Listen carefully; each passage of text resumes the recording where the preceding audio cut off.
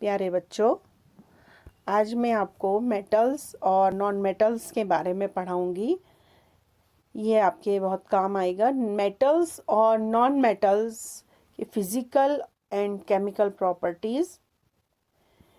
देखिए, जो इनकी प्रॉपर्टीज़ होती हैं, फिज़िकल प्रॉपर्टीज़, पहले आप कैसे इनको डिफरेंशिएट कर सकते हैं।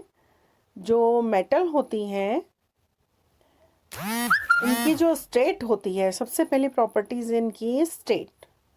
इनकी जो स्टेट होती है वो होती है metals are generally solid at room temperature. ये जनरली रूम टेम्परेचर पर सॉलिड होती हैं। और इसमें जो इसके अपवाद हैं, mercury and gallium are exceptions are as they are liquid at room temperature. सिर्फ मरकरी और गैलियम ही जो है रूम टेम्परेचर पे लिक्विड होते हैं। और जो नॉन मेटल्स होती हैं, non metals are generally brittle solid और मे बी लिक्विड और गैसेस। ये नॉन मेटल सॉलिड भी हो सकती हैं जिन्हें पीटने पर वो बिखर जाते हैं, और ये लिक्विड भी हो सकता है, गैस भी हो सकता है। यानी कि मेटल जो होते हैं वो सिर्फ सॉलिड होते हैं मरकरी और गैलियम के अलावा, जबकि नॉन मेटल्स सॉलिड, लिक्विड या गैस कुछ भी हो सकते हैं। दूसरा जो इनका प्रॉपर्टी है वो है hardness. Metals are generally hard, however metals like sodium, potassium are soft and can be cut with a knife. ये मोस्टली हार्ड होते हैं, लेकिन सोडियम और पोटेशियम इतने सॉफ्ट होते हैं, जैसे पनीर होता है, इन्हें आप चाकू से भी काट सकते हैं। Similarly metals like gold and aluminium are not very hard. Gold और एल्युमिनियम जो होते हैं हार्ड तो होते हैं, लेकिन बहुत ज़्यादा हार्ड नहीं होते हैं। और non metals are generally not hard. However, diamond and allotrope of carbon is the hardest naturally occurring substance. Diamond जो है सबसे ज़्यादा हार्ड माना जाता है, लेकिन और चीज़ें जो नॉन मेटल्स में होती हैं वो हार्ड नहीं होती हैं। तीसरा जो इनकी जो प्रॉपर्टी है वो है lustre. When the metals are freshly cut, they have a brilliant shine over the cut surface. जब आप मेटल्स को काटोगे उसी समय उसमें एक शाइन दिखाई देगी जहाँ से आप उसे काटेंगे। This metallic shine is called lustre. This metals can be highly polished. और जो नॉन मेटल्स होते हैं is generally have no lustre, इनमें कोई चमक नहीं होती है। However iodine and graphite have lustre, iodine और ग्रेफाइट में चमक होती है। अब इसके बाद डेंसिटी कहा गया है।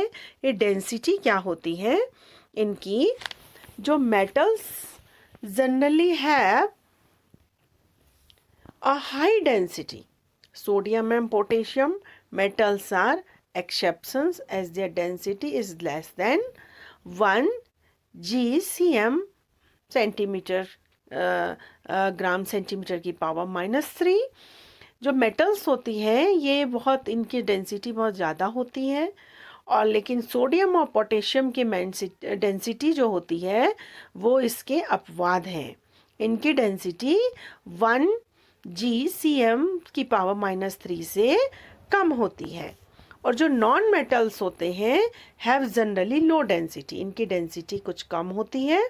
However diamond is almost as heavy as aluminium, diamond जो है एल्युमिनियम से भारी होता है। ये कुछ हर जगह कुछ थोड़े बहुत अपवाद इसमें होते हैं। और इसके बाद जो पांचवी इनकी प्रॉपर्टी है melting point and boiling point. इनके melting point and boiling point में क्या है? देखिए, melting point and boiling points metals में जो होते हैं, metals in general have high melting point and boiling point. Metals के जो मेल्टिंग और बॉइलिंग पॉइंट होते हैं, यानी कि इनको बहुत ज़्यादा टेम्परेचर देना पड़ता है तब ये पिघलते हैं। मेल्टिंग पॉइंट पिघलना, बॉइलिंग पॉइंट उबलना। और sodium and potassium mercury and gallium जो मेटल्स हैं ये एक्सेप्शंस है, as they have low melting and boiling point. इनके मेल्टिंग और बॉइलिंग पॉइंट जो होते हैं, यानी कि ये कम टेम्परेचर पर ही इनके जो मेल्टिंग पॉइंट है और बॉइलिंग पॉइंट है इनका कम टेम्परेचर है। और नॉन मेटल्स जो होते हैं लो melting and boiling point, however carbon, silicon and boron have high melting and boiling point. Carbon का, सिलिकॉन का और बोरॉन का जो होता है मेल्टिंग पॉइंट बहुत ज़्यादा होता है। इसके बाद जो इनकी प्रॉपर्टी है 6 वाली मेलेबिलिटी है। Metals are generally malleable, however metals like zinc, arsenic and antimony are exceptions to this rule। और नॉन मेटल्स जो होते हैं नॉन मेलेबल होते हैं, if hammered they form a powdery mass, they are brittle in nature. यानी कि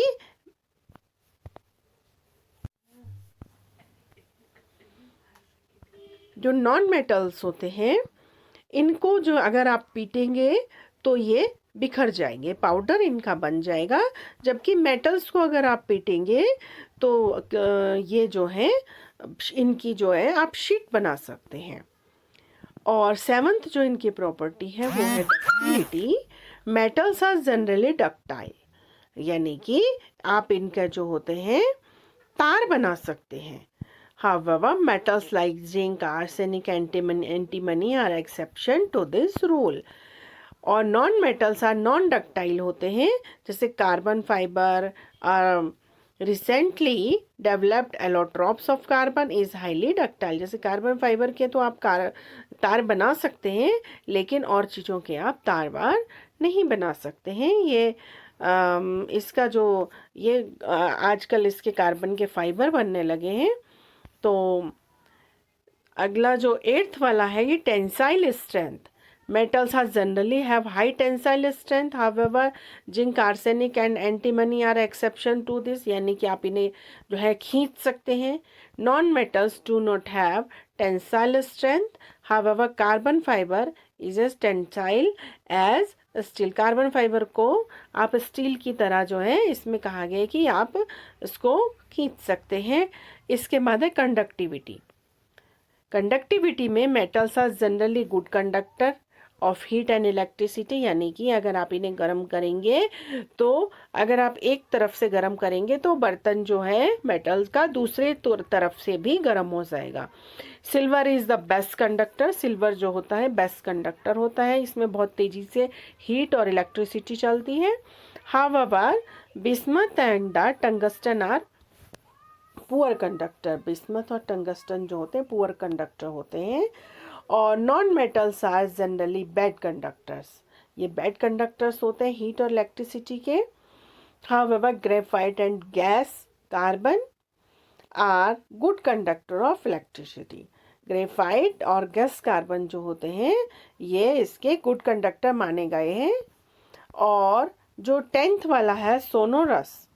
When metals are struck with some hard material, जब metal को आप किसी हार्ड मटेरियल से स्ट्रक करोगे, उस पर चोट करोगे, they produce a ringing sound, उनसे एक रिंगिंग साउंड आएगी।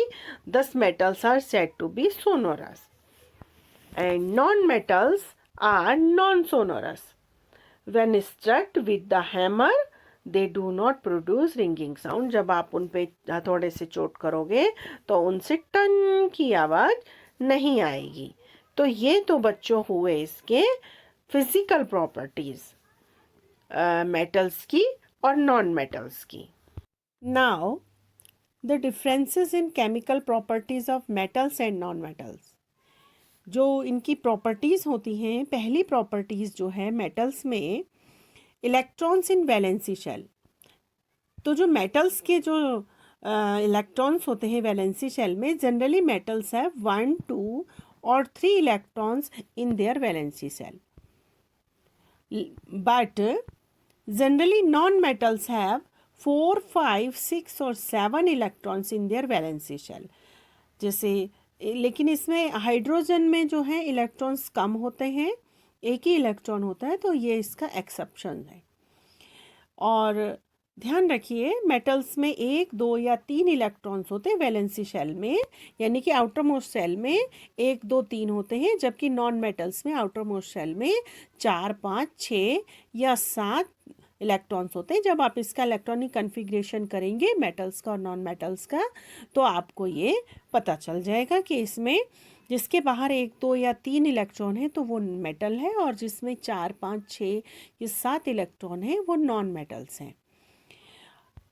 और दूसरा जो इसकी प्रॉपर्टी है वो है इलेक्ट्रोकेमिकल कैरेक्टर। इनका इलेक्ट्रोकेमिकल कैरेक्टर कैसा होता है? मेटल्स जो होते हैं वो इलेक्ट्रोपॉजिटिव होते हैं इन नेचर। इसका मतलब, इलेक्ट्रोपॉजिटिव का मतलब ये इलेक्ट्रॉन्स को हमेशा देंगे, ये इलेक्ट्रॉन को हमेशा देंगे, डोनेट करेंगे इलेक्ट्रॉन को, और इनके ऊपर जो है पॉजिटिव चार्ज आ जाता है। इलेक्ट्रॉन देने के कारण, इलेक्ट्रॉन लॉस होने के कारण इनके ऊपर पॉजिटिव चार्ज आ जाता है। जिस तरह से मैग्नीशियम है, मैग्नीशियम ने 2 इलेक्ट्रॉन जब ये किसी से केमिकल रिएक्शन करेंगे तो ये 2 इलेक्ट्रॉन मैग्नीशियम दे देगा, तो देखिए मैग्नीशियम के ऊपर जो है 2 पॉजिटिव चार्ज आ गए। इसी तरह से जो सोडियम है ये 1 इलेक्ट्रॉन का लॉस करेगा और इसके ऊपर 1 पॉजिटिव चार्ज आ जाएगा, तो ये हमेशा इलेक्ट्रो पॉजिटिव होते हैं। और लेकिन जो नॉन मेटल्स होते हैं ये जो होते हैं इलेक्ट्रो नेगेटिव होते हैं, यानी कि ये हमेशा इलेक्ट्रॉन को एक्सेप्ट करेंगे। जब ये किसी के साथ केमिकल रिएक्शन करेंगे तो इनकी इलेक्ट्रॉन लेने की टेंडेंसी होती है। तो non metals are electronegative in nature, they accept electrons to form negative charge ions, anions बनाते हैं। देखिए जैसे ऑक्सीजन है, जब किसी के साथ रिएक्शन करेगा तो ये 2 इलेक्ट्रॉन लेकर के इसके ऊपर 2- के चार्ज आ जाएंगे। और क्लोरीन जो है ये 1 इलेक्ट्रॉन लेने की टेंडेंसी है इसकी, या इसकी वैलेंसी -1 होती है, तो ये 1 इलेक्ट्रॉन लेकर के इसके ऊपर 1- का चार्ज आ जाएगा। इसका जो एक्सेप्शन है, हाइड्रोजन भी नॉन मेटल है। सारी गैसेस जो होती हैं वो नॉन मेटल्स होती हैं, हाइड्रोजन भी जो है नॉन मेटल है। तो लेकिन हाइड्रोजन इसका अपवाद है, क्योंकि ये हाइड्रोजन जो है इसके पास 1 ही इलेक्ट्रॉन होता है। और इसमें जो है इसका जो नेचर होता है, नेचर ऑफ ऑक्साइड, इनके जो ऑक्साइड का नेचर होगा वो कैसा होगा? ऑक्साइड का नेचर का मतलब ऑक्सीजन के साथ जब ये रिएक्शन करेंगे तो ये ऑक्साइड बनाएंगे। Generally they form basic oxide. Basic का मतलब बेस, उनका जो कैरेक्टर होगा वो बेस होगा इन नेचर।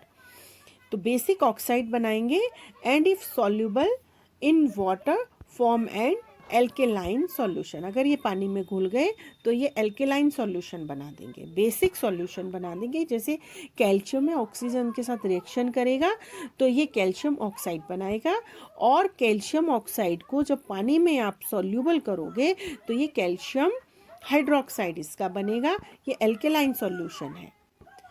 जबकि जनरली जो नॉन मेटल्स होते हैं they form acidic oxide.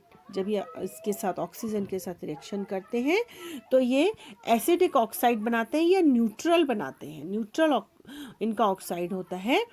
When combined with water they form acid. जब ये पानी के साथ इनको घोला जाएगा तो ये एसिड बनाएंगे। जिस तरह से देखिए कार्बन मोनोऑक्साइड है और nitrogen dioxide are neutral oxide, ये न्यूट्रल ऑक्साइड है।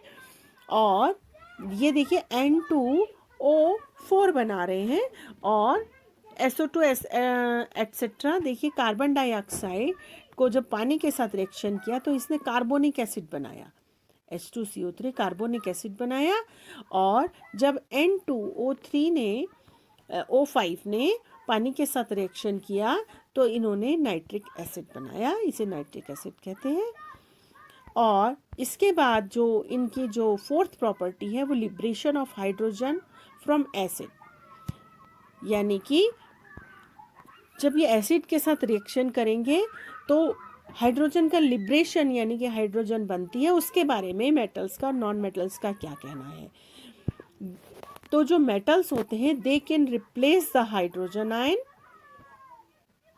इन an acid and so form a salt. जब देखिए जिंक का जब सल्फ्यूरिक एसिड के साथ रिएक्शन होता है तो जिंक सल्फेट और हाइड्रोजन गैस बनी, और जिंक का जब हाइड्रोक्लोरिक एसिड के साथ रिएक्शन होता है तो ये जिंक क्लोराइड और हाइड्रोजन गैस बनी। कोई भी मेटल होगी जब उसका एसिड के साथ रिएक्शन होगा, किसी भी एसिड के साथ रिएक्शन होगा तो उसका साल्ट बनेगा और हाइड्रोजन गैस बनेगी। ये इसका जो इसकी केमिकल प्रॉपर्टी है मेटल की। और जो नॉन मेटल होती है they never replace hydrogen ion in an acid to form a salt, ये कोई भी हाइड्रोजन आयन को रिप्लेस नहीं करेंगे। जो फिफ्थ प्रॉपर्टी है इसकी वो है रिड्यूसिंग ऑक्सीडाइजिंग एजेंट। इनके बारे में क्या कहना है? तो जो मेटल्स होती है, metals are reducing agent, metals जो होती है रिड्यूसिंग एजेंट होते हैं। दे डोनेट इलेक्ट्रॉन, वो हमेशा इलेक्ट्रॉन को डोनेट करते हैं। सोडियम जो होता है ये हमेशा इलेक्ट्रॉन को डोनेट करेगा, तो ये ऑक्सीडाइजिंग एजेंट कहलाएगा। और जो नॉन मेटल्स होते हैं, non metals are oxidising agent जो है, ये ऑक्सीडाइजिंग एजेंट है, और जो मेटल्स हैं वो रिड्यूसिंग एजेंट हैं। Non metals are oxidising agent, they accept electrons, ये हमेशा इलेक्ट्रॉन को एक्सेप्ट करेंगे। जैसे सल्फर है, ये 2 इलेक्ट्रॉन को एक्सेप्ट करके सल्फर के ऊपर -2 चार्ज आ जाएंगे, तो ये हमेशा ऑक्सीडाइजिंग एजेंट, यानी कि इलेक्ट्रॉन लेने की जो टेंडेंसी है वो ऑक्सीडाइजिंग एजेंट होंगे, और इलेक्ट्रॉन को जो लॉस करने की जो टेंडेंसी है वो रिड्यूसिंग एजेंट कहलाएंगे। तो बच्चों ये जो है मेटल्स और नॉन मेटल्स के केमिकल और फिज़िकल प्रॉपर्टीज़ मैंने आज आपको पढ़ाई हैं। ये ही आपको इसमें, अगर आप इसको ठीक से पढ़ लेंगे, ठीक से समझ लेंगे, तो आपको पूरा मेटल्स और नॉन मेटल्स समझ में आ जाएगा। और अगर आपको मेरा चैनल पसंद आए तो इसे लाइक कीजिए, सब्सक्राइब कीजिए और शेयर कीजिए। Thank you.